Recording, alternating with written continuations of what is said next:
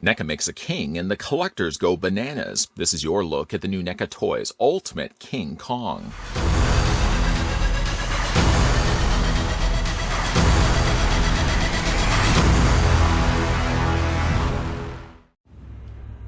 King Kong is an original take on the classic gorilla, with super detailed hair and battle wounds across the body and head sculpts. This massive figure stands 8 inches tall, with over 30 points of articulation. Included with the figure are 2 heads of varied expressions, a pair of open hands, and closed fists.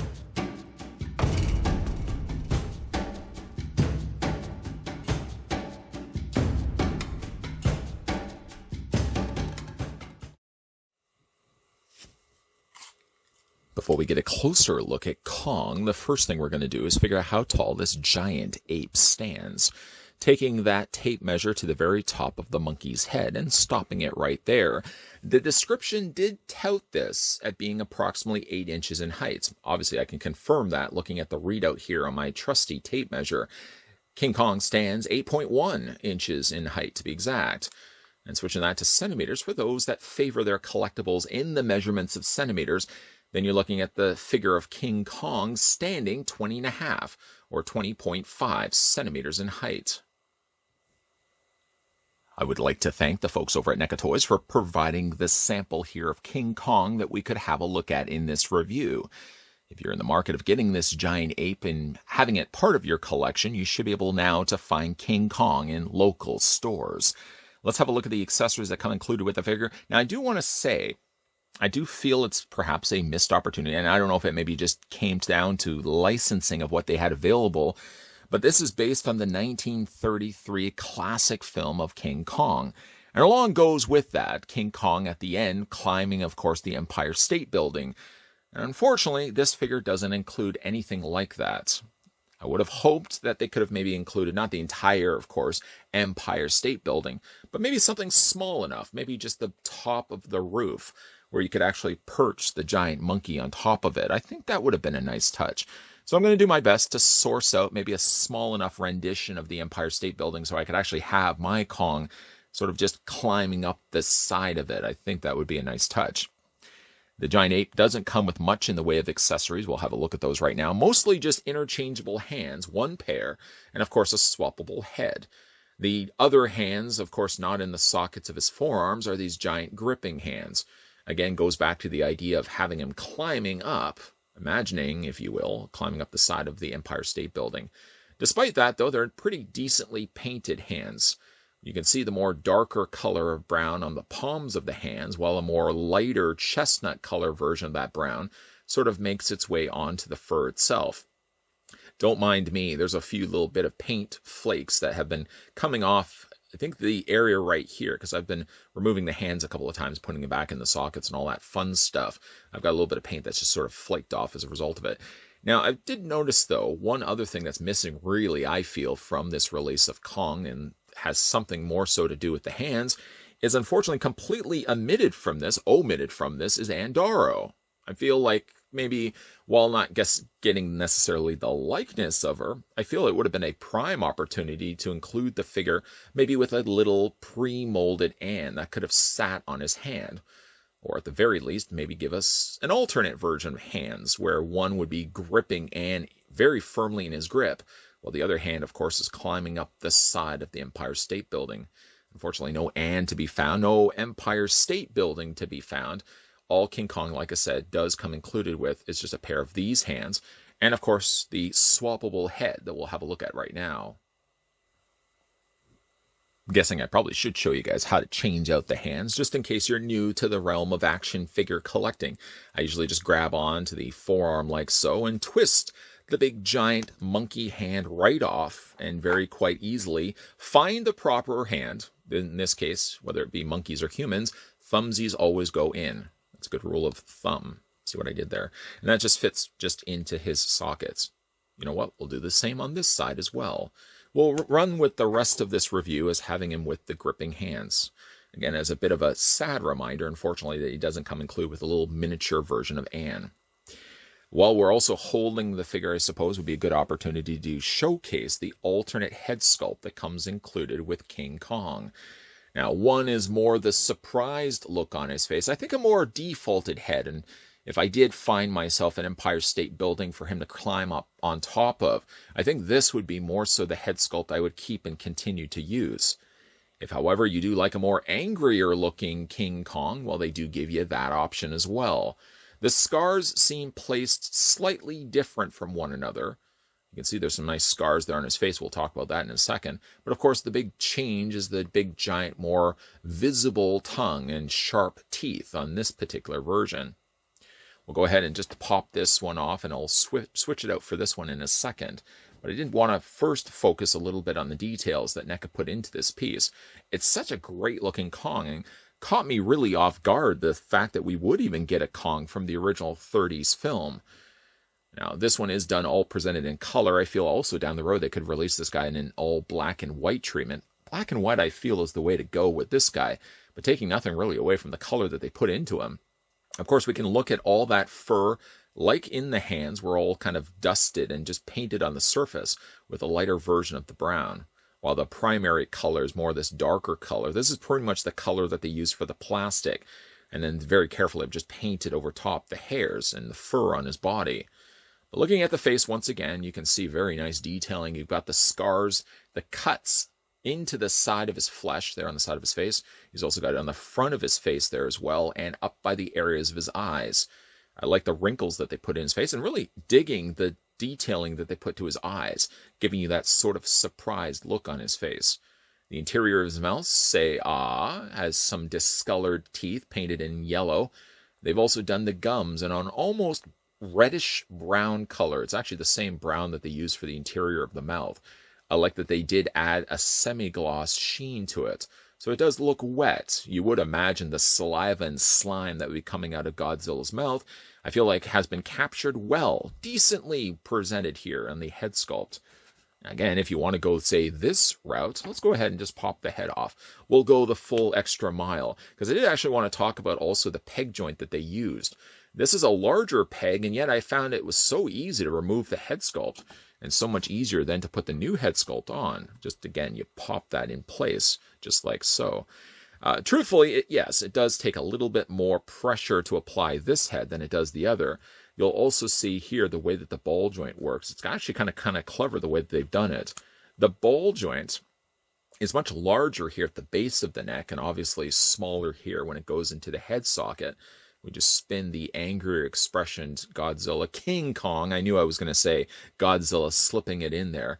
But King Kong's head sculpt, as you can see, smaller looking ball joint.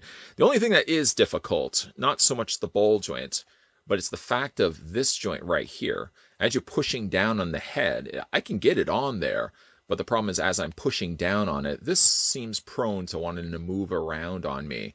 So you may find yourself just sort of holding down one end of it and sort of just twisting the head onto the ball joint until you finally get it in place. I mean, either head sculpt is solid. We'll just move this one over for a second and bring in the defaulted one that came from packaging. I guess for me, it really boils down to how I would display King Kong for myself. If I would display him, say, pounding his chest with his fists, I think I would be more inclined to probably display him with this head sculpt. If, however, though, I can find myself in a suitable sized building for him to be crawling up, I probably would maybe go with this head sculpt. But I think both, again, are solid sculpts on NECA's part, and again, evoke two different sort of emotions from this giant ape. We'll just put this one to the side, though, sort of, because we started the review. I feel we'll continue the rest of the review with a more angrier expression where you can really see the anger in Kong's face. This, again, has some additional blood that they've added to the area of his mouth. The side of his face have some scratches in there. And again, a lot of that also starts showing up here on his chest. Let me just move his hand out of the way there. A couple of little scratches have carved their way into the monkey's chest. Some areas here on the side, I think it's more so just blood that's trickled down, where the more carved damage happening up at the top here. That's about the only area that gets a little bit of that. The majority of the monkey, let me just spin this around. Godzilla's body is primarily all done in various tones of brown. More colors of like a grayish brown here and along the top area of his torso. And then you've got, again, the dry brushing of this kind of chocolate brown that they've added to the surface of his fur. I like that they didn't use all the same color across the entire landscape of King Kong, but instead mixed it up a bit so the textures, while they all sort of stay the same, they do look different because you're using a different style of paint, a different coloring of paint.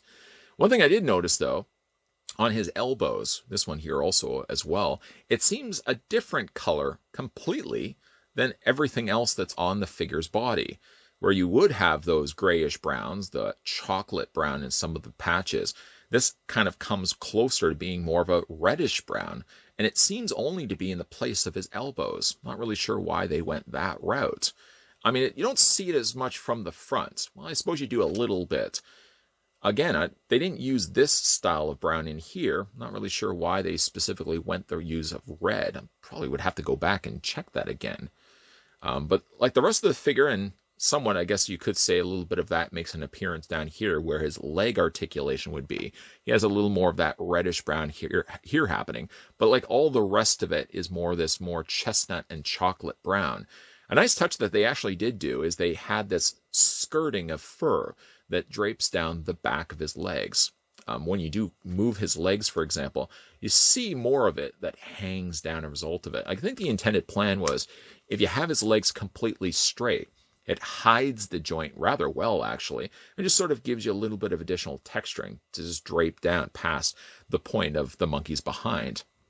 We'll just flip the figure up so you can see the underside, the under padding there of his paws, his feet. You can see where they've placed the holes as well on his feet. An odd place. I'm sure it's maybe just to offset the weight of the monkey as opposed to putting it right here. Normally, figures would normally have peg joints here, peg holes here, I should say, and here. But King Kong's is further up. And I think, again, it has more so to do with just stabilizing the fact that he's a larger sized figure. If you had it here and here, and you put him on a figure stand, for example, I'm wondering because he's so top heavy, or more because the weight of the figure is up the top here. I feel like maybe that may throw off his stance. And that's probably one of the reasonings why they decided to move the peg holes a little bit more further up on the bottom of King Kong's feet here. Speaking of the way it stands, let's have a look at King Kong's articulation, and where it always seems to be the case that we start is at the figure's head. No sense in changing that anytime soon. So when it comes to King Kong's head, I was really quite surprised how high up his head could look. And I think it may have something to do with the fact that they used a larger bowl joint. Remember, we looked at that before at the base of the neck, and then a slightly smaller one that attaches to the head. And maybe that's one of the reasonings why the head does look up as high as it does. Really impressed by that, actually. If you want to have it lower, though, that's as low down as the head will actually go. And the head does, of course, rotate all the way around. I'm sure that's not the desired look that you're probably going to want to be displaying the figure with, but it's just to show you again that the head rotates all the way around. And you can technically pivot the head back and forth. That's a nice touch as well. When it comes to King Kong's arms, they go out to almost about a 90-degree angle bend. I would want to probably pinpoint that at around 75, 80-degree angle bend. It's not quite completely 90 degrees, but the arms do rotate all the way around. Of course, he does have a swivel in the bicep, and that in turn rotates the entire arm. He does also have double hinges on the elbows, so that's to the furthest bend that you can get when it comes to King Kong's arms. In addition to that, the hands rotate all the way around. You can bend the hands back and forth. And now let's tackle the giant monkey's torso, as it does have a very, very comfortable, easy to move ball joint for its whole top end. So this is really, again, suitable. So if you want to have in a more dynamic pose, by all means, tilt that top torso far back. Yes, it's going to develop a bit of a gap area here, but at least you're going to get some real crazy poses coming out of this giant monkey. As for his legs, you could almost get him in a full split. I would imagine be rather uncomfortable for King Kong, but yes, you can still pull that off. I also noticed here with the legs, and let me just put the crotch to the front of the camera here so you guys can see. Where's he going with this? I just want to bring your attention to the fact. You hear that? He actually does have ratcheted joints when it comes to his legs. that ratchets when you move it forward, when you move it back, and when you move it out. And I'm thinking they probably put ratcheted joints in there just to stabilize the legs, guarantee longevity when it comes to these legs so they don't get loose. Smart on their part. Also has a double hinge on the knees. And when it comes to his feet, he does have an ankle rocker back and forth. You can hinge the feet up and down, and you could technically rotate them all the way around, although I think that's asking a lot out of that joint. I probably wouldn't advise doing that. The one thing about this figure, though, is because he does have small feet, it's all a matter of getting those feet completely leveled and balanced. I would definitely encourage the idea of probably using a display stand, because I think if not for a display stand, you're sort of, again, limiting yourself with how you can pose the figure. Straight on like this, having his arms just slightly moved out, you can still get him to be leveled and not topple over. If you want to have him pounding his chest, then I probably would maybe consider or encourage the idea of using a couple of display stands attached to the bottoms of his feet, so that, of course, you won't have issues with King Kong toppling over. Certainly you wouldn't want him toppling over if he was on top of, say, the Empire State Building, which unfortunately, again, was not included as one of his many accessories, but I feel the figure could have had. I think of all the recently announced licenses that NECA Toys was going to be producing figures for, the one that caught me by the biggest surprise was the fact that they were even producing a King Kong, let alone the fact that they were doing a King Kong based on the 30s classic film. I guess if they are going to be producing King Kong figures, it would be best to start from the beginning and do the 30s one first before they did any other King Kongs. And let's just hope we are getting more King Kongs. For the amount of love that they've been showing for Godzilla, and I've been loving all of those figures, it's nice to know that we're getting finally a little bit of love for the big giant ape known as King Kong. For this release, they've decided to release him in an all-colored version, but I hope at some point we're going to be getting ourselves a black and white variant of this guy, because I feel it works better, especially for the fact that when I think of the original 30s film, I think of it more so in black and white, so maybe we may see this guy as a black and white release down the road. This one, unfortunately, doesn't come with much in the way of accessories. Short of a few swappable hands, and short of a few swappable stellar head sculpts, King Kong doesn't get much of anything else. I'm surprised if anything, I'm a bit surprised that they didn't give us a diorama stand of the Empire State Building. No, not the entire Empire State Building, but at the very least the top of it, where you could perch the giant Kong on top. And the other thing I'm surprised that they didn't include when it came to his accessories was a little miniature Anne, whether it be resting comfortably on a flat hand or molded into a grip. Either one of those accessories I feel would have been welcomed additions to this figure. Maybe, you never know, if we do get ourselves a black and white version of Kong based on this stellar mold. That may be the opportunity that NECA decides to throw in those extra bells and whistles, like the Empire State Building diorama, like a little miniature Anne that you could have inside her hand. But either way, though, I'm just happy the fact that we're finally getting King Kong figures rightfully produced by what was a company that was producing the King of the Monsters. Seems now only fitting that they're also producing the King of the Primates, King Kong himself. Let me know down below in the comments section what you guys think of the King Kong based on the 30s classic film, and if you would be all for on board the idea of getting a black and white version of this. Let me know also down below in the comments section. If you are new to the channel and liking the content you're seeing, consider the idea of hitting that subscribe button down below, and of course, turning that bell notification on, which serves as a friendly reminder that tells you every single time a new video pops up on this channel. But I can also throw into the mix a friendly reminder that Monday to Friday, 12 p.m. and 2 p.m. Eastern Standard Time is when you'll find new videos popping up on this channel. And of course, there's a whole ton of new NECA reviews lined up and coming your way. So as always, keep your peepers peeled to this channel. And thanks for watching as you always do, guys. I'll see you guys next time.